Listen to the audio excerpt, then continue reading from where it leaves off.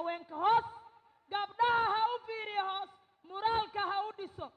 in gabdhaha soo halgamay waa ina taariikhda baal dahaba laga siiyo oo meel fagaara garaadaha loogu xiro sidii rag oo kale annaka ragga ma diidayno laakiin aa ku jirto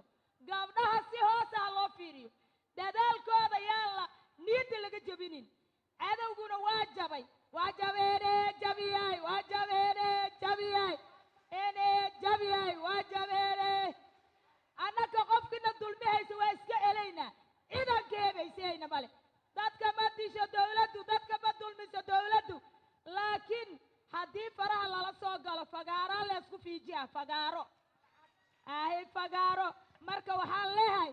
yaa ciiddiisa ninkaan ilaashan ninkaan calankiisa dhow ciiddiisa ninkaan ilaashan ninkaan calankiisa dhowran cariyaa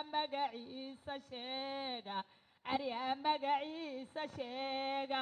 calaa calma joojiyowdhe cadquureed kama tagowdhe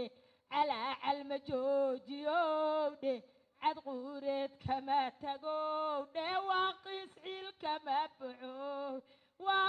ciil kama baxowdhe ninkaan cududiisa maalin cadowga ka fool jignaanin ninkaan cududiisa maalin cadowga ka fool jignaanin cariyaa magaciisa sheega codkiisa ma muujiyowdhe fagaaraha ka cabsadowdhe codkiisa ma muujiyowdhe fagaaraha ka cabsadowdhe candhuufada laga tufto Soomaaliya wasiiradda haweenka oo qaaliga oo qaranka ayaa isku keentay intaan odada talada iyo tawfiiqda ay samaysay ee haweenka Soomaaliyeed isku xirtay kor Allah ka dhigo guul Allah ka dhigo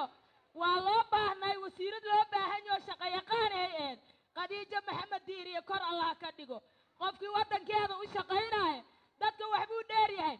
daday tacabta sare ma tacban guri jaaray ku jirtaa daday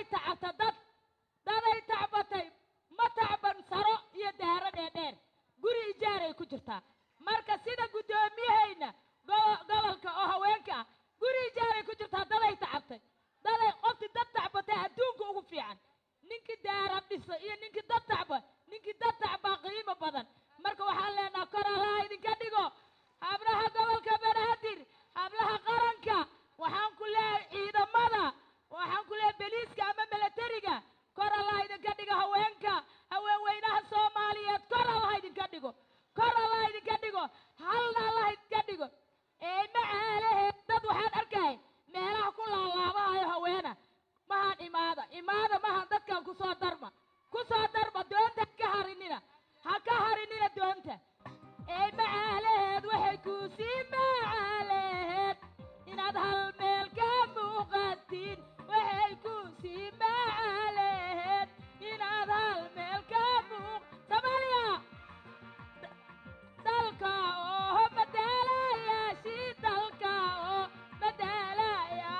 dalka oo isdaba joogo waa diyaar